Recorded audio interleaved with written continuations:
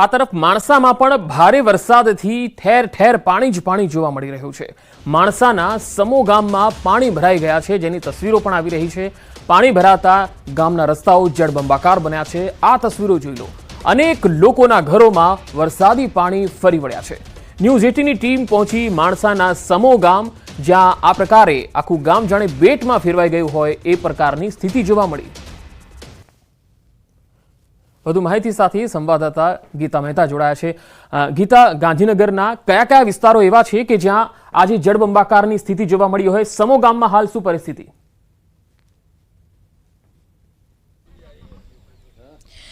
જી, માણસામાં છેલ્લા 2 થી 3 કલાકમાં 7 થી 8 ઇંચ જેટલો વરસાદ વરસતા જે અંતરિયાળ ગામડાઓ છે, જે ગ્રામ્ય વિસ્તારો છે, સિટી નહીં પરંતુ જે ગ્રામ્ય વિસ્તારો છે તે જળબંબાકાર છે।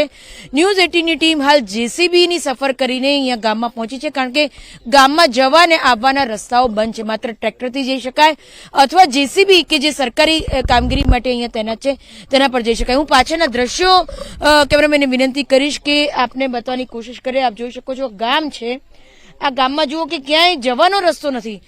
અગાઉ પણ આપણે દ્રશ્યો જોયા, આ વધુ દ્રશ્યો છે ગામની અંદર અમે જેસીબી થ્રુ પહોંચ્યા છીએ અને આપ જોઈ શકો છો કે જળબંબાકાર છે। અત્યારે આ પાણીમાં સાપ ફરી રહ્યા છે, એટલે માની લો કે પાણી થોડું ઉતરે તો પણ એ જાહેર રસ્તા પર નીકળવું જોખમી છે। સાઈડમાં હું એક તળાવ બતાવવા માટે વિનંતી કરીશ કેમેરામેનને। આપ આ જોઈ રહ્યા છો, આ બેઝિકલી કોઈ ખેતર નથી પરંતુ તળાવમાં ઉગેલી વેલીઓ છે।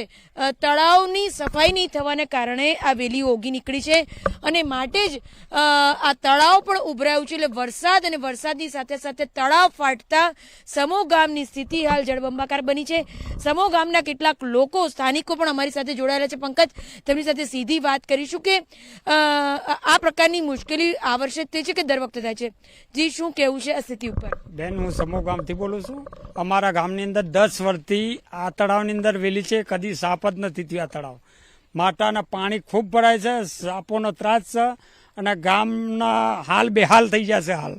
એટલે પાણીનો કોઈ નિકાલ થતો નથી, કોઈ તંત્ર સામું જોતું નથી।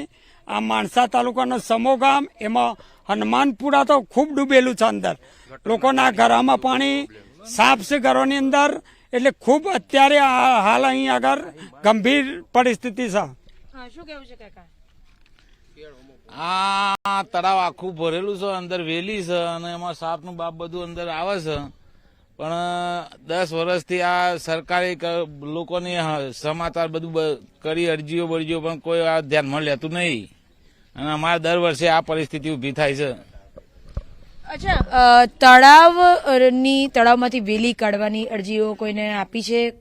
જી ગીતા, આભાર માહિતી આપવા માટે। તો સમો ગામની તમે પરિસ્થિતિ જોઈ, આખું ગામ છે એ પાણીના ચારે તરફ સામ્રાજ્યથી ઘેરાયેલું છે અને માણસાનું આ સમો ગામ ઘણા વર્ષોથી થોડા જ વરસાદમાં આ પ્રકારે બેટમાં ફેરવાઈ જાય છે।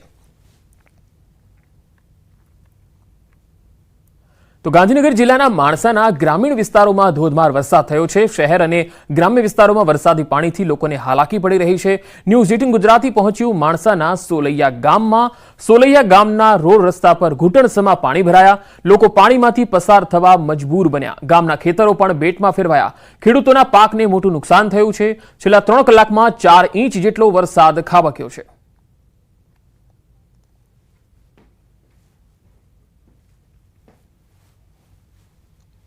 ખેતીમાં સાહેબ બહુ નુકસાન છે। ખેતીમાં કોઈ પેદા થયું જ નથી, જેમ કે રીંગણ મગફળીઓ બહુ નુકસાન છે। કપાસમાં બધું નુકસાન જ છે। તો બે અલગ અલગ તસવીરો આપણે બતાવી। એક તસવીર છે સમો ગામ કે જે માણસા તાલુકામાં આવે છે અને બીજી તસવીર છે એ તમે સોલૈયા ગામથી પણ જોઈ રહ્યા છો, એ પણ માણસા ગ્રામીણ વિસ્તારમાં જ આવે છે। આ બંને ગામની પરિસ્થિતિ થોડા વરસાદમાં ખૂબ જ ખરાબ થઈ જાય છે અને અહીંયા 3 કલાકમાં જે 4 ઇંચ વરસાદ પડ્યો તેના કારણે આખા ગામમાં તમામ જે રસ્તાઓ છે ગામમાં પ્રવેશના, એ બધા જ રસ્તાઓ પર પાણીનો ઘેરાવો જોવા મળી રહ્યો છે અને અહીંયા ઘૂંટણસમાં તો કેટલાક વિસ્તારોમાં કેડસમાં પાણી ભરાયેલા છે, જેથી અવર જવર ખૂબ જ મુશ્કેલ બની ગઈ છે। હવે અમરેલીની વાત કરીએ. અમરેલીના વડિયામાં મુશળધાર વરસાદ બાદ રસ્તાઓ પર તીવ્ર પાણીનું વહેણ જતું જોઈ શકાય છે. સુરગપરા વિસ્તારમાં નદીની માફક પાણી વહેતું હોય એ પ્રકારે વરસાદી પાણી અહીંયાથી જોવા મળ્યું. સુરવો નદીમાં પણ શહેરના વરસાદી પાણી પૂર માફક આવી રહ્યા છે અને પાણીની જબરજસ્ત આવક થઈ રહી છે. મુશળધાર વરસાદ અડધો કલાકથી અહીંયા સતત ચાલી રહ્યો છે, ત્યારે ભારે પવન અને મુશળધાર વરસાદથી ખેડૂતોની ચિંતા હવે વધવા લાગી છે. તો સમગ્ર અમરેલી જિલ્લામાં વરસાદી માહોલ છે. વડિયા પંથકમાં મુશળધાર વરસાદ, બપોર બાદ અચાનક વાતાવરણમાં પલટો આવ્યો અને ધોધમાર વરસાદ તૂટી પડ્યો. ધોધમાર વરસાદથી રસ્તાઓ પર વરસાદી પાણીના વહેણ જતા જોઈ શકાય છે.